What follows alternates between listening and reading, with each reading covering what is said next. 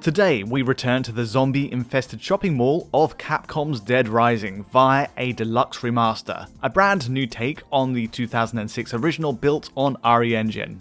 The visual upheaval is as dramatic as you'd expect given the time passed in between. The original framework of the game is faithfully kept in place, curiously, right down to every mission objective, the layout of each segment of the mall, and even the framing of its cutscenes. Still, in looking at PlayStation 5, Series X, and S versions today, almost every facet of the original's visuals is rebuilt from scratch otherwise.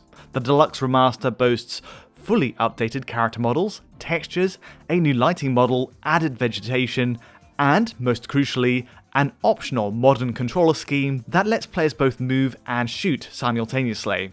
The masses of on-screen zombies return, along with a dynamic time of day, plus all the emergent silliness of plucking weapons from the shopping mall stores. So, how exactly does Dead Rising stack up to the 2006 original, as played on original Xbox 360 hardware? How near or far does it stray from Capcom's original vision, a full 18 years later, and using a new engine technology? And, in terms of performance, do the best current-gen consoles on the market today all manage to keep those zombie hordes running at a fluid 60 frames per second? Let's find out.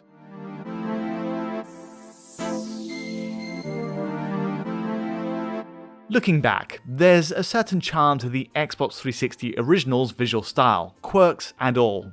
Yes, the character models are, by today's standards, comically lacking in detailed facial motion capture, leading to some bizarre eye and lip movements. Outdoors areas also look barren in their absence of any grass, while none of the zombies are reflected on water elements. Even so, this is easily forgiven under the guise of it being a game of its time. It was, after all, a first-wave Xbox 360 release that dared to demonstrate what a then next-gen console could do, where its tri-core PowerPC CPU processed hundreds of detailed zombies on screen. Most of play hit the 30 FPS target too, but at the extremes during heavy enemy pile-ups, it would very much dip into the 20s with full-screen tearing. For a 2006 release though, this was a welcome taste of what was to come from HD gaming, and physics-based interactions with multiple AI enemies.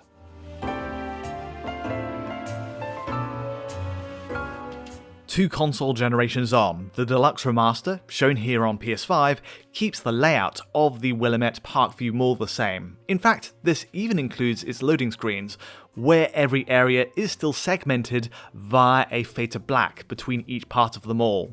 The skeletal structure of the game design is identical in this sense, and you'll also notice cutscenes sync up impeccably with zero editing on my part. The framing of every shot, every camera cut, is precisely matched, and appears to use the same body motion capture data as the 2006 original. That is, of course, with a much needed update to the facial animations, plus a huge boost in geometric design of each character. Where the RE Engine also makes a big impact is in its rendering of materials over the top. In particular, the presentation of skin and fabric on clothes takes a vaulting leap over what was ever possible on Xbox 360. Our leading man, Frank West's hair, the sheen of his leather jacket, the creasing to his shirt, the layer of sweat across his face, all interact much more naturally with oncoming light via the RE Engine. Of course, the nostalgically inclined might prefer the original 360 designs, where arguably they do fit with Dead Rising's satirical, comical tone. In terms of the detail level though, it's still hugely satisfying to see such an upgrade, presented using the exact same capture data all these years on. Looking at the environments too, it's a similar story. The flooring, the walls, the adverts and billboards of the mall are all shown with new textures on PS5 and Series X, and while texture maps across the mall are at times a tad simplistic, it still represents a big leap over the Xbox 360's. We also have outdoor areas filled with actual grass tufts as well, drawing in far to the distance. All told, the world presents as fuller and maintains the dynamic shadow system of the original. And, at last, water features like this pond now sport screen space reflections, rather than the non-interactive, simple cube map texture applied to the original. For a modern console release, It's hardly pushing the envelope of what's possible in graphics technology today, but still relative to the original, it does take what was there and heighten it with a satisfying visual upgrade.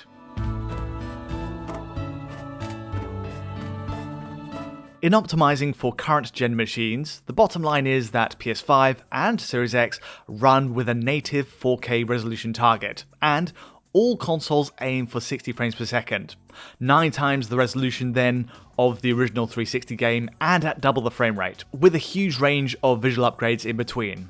There's very little to split PS5 and Series X visually though. Rather, the more interesting comparison is with the 4 teraflop Series S. In this case, Series S runs at a less impressive native 1080p, with a matching 1080p HUD to boot. Also surprising is the fact it drops so many settings compared to the two premium consoles, starting with texture quality. Every shop sign, every surface across the mall, every item of clothing worn by NPCs runs with a lower grade texture asset on Series S. It's at times pretty glaring too, given the number of close-ups we get during cutscenes, which reveal these often blocky, low-resolution assets. Even the fencing on the perimeter of the rooftop, this mesh texture, runs with this low-grade aliased asset. It's a huge disappointment, and really does spoil the presentation of the mall while going to first-person view. Not only that, anisotropic filtering on Series S is lowered, producing a blurry appearance to textures at oblique angles. Shadow quality is dropped as well, and so we get these heavily dithered, noisy shadow outlines around the mall. And finally, grass outdoors is dropped in quality too, meaning the pin-sharp detail on grass on Series X and PS5 is now replaced with these paper-like blocks. For a game targeting PS5, Series X and S, it's also surprising to see 60 frames per second is not entirely 100% locked down. In fairness, in testing the opening 2 to 3 hours on PS5 and Series X, the game is robust most of the time at 60, with absolutely no issues to speak on. Given Dead Rising's game design dates back as far as it does, and that it's replicated so closely in this deluxe edition, the RE Engine visual upgrades over the top still don't push these machines to a breaking point often. Expect to mow through enemies at the target 60 FPS on both PS5 and Series X, though there are a few major stress points en route. For example, this first playable encounter with zombies sets the tone on Series X. At the back of the mall here, we go down to the 45 FPS line, where it holds for as long as all enemies stay visible on screen. The game doesn't appear to rely on dynamic resolution scaling, and so, at a fixed 4K resolution, there's no flexibility for Series X to adjust here. Moments like this are admittedly uncommon, but it might be an early sign of how gameplay will dip later on at the extremes, in later missions.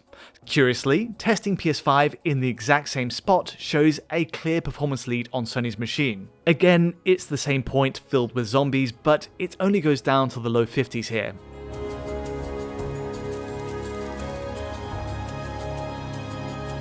There are rare moments beyond this on PS5 and Series X that show dips. The outdoors park area, for example, at the mall centre drops slightly into the 50s, and likewise, a close-up on alpha effects, like fire, during this helicopter intro sequence triggers a big drop on each console. Otherwise, it's the extreme zombie count that's most likely to topple frame rates on each, where it's clear PS5 has a performance lead overall. Looking at the Series S situation meanwhile, and for all the drawbacks in visual settings it has in the 1080p resolution, lower grade textures, shadows and foliage detail, it does at least hold 60 FPS for the most part. Series S even runs segments, like this helicopter flyover with a zoom in on alpha effects, at a tighter 60 than Series X. Where Series S does struggle though is again on massive zombie encounters. This early sequence in the mall again puts the machine at a matching mid-40s reading to its more powerful sibling. VRR displays will improve the perceptual result on both Xbox machines for these moments, but if this is a recurring issue later in the game, it's unfortunate for those without that feature. Overall, the Dead Rising Deluxe Remaster is a surprisingly faithful revival of an 18-year-old game, in its world design at least, and the modern controls come highly recommended. The The main criticism is the huge drop in visual quality on the Series S next to the other consoles, and the fact performance is occasionally prone to lurching sub 60 FPS drops on all three. The RE engine powered upgrades, especially in character model detail, are satisfying to see in comparison, but ultimately this is a game we'd expect to see locking at the performance target. Despite the action unfolding in often contained areas, it does suggest the push to a typical 4K resolution on PS5 and Series X is perhaps a stretch too far, and some flexibility is needed here to adjust to more taxing areas. Short of digging out the Xbox 360 though, and for those wanting to revisit the first Dead Rising, this is still easily the most palatable way to enjoy the game today, but do beware of its rough edges. But that's all from me today. If you did enjoy this video, feel free to like or subscribe, and don't forget to hit that bell for instant notifications as any new video lands. To get a high quality version of this video and many more, check out our Patreon at digitalfoundry.net, and to get in touch directly, you know where to find me. But from me for now, thanks for watching.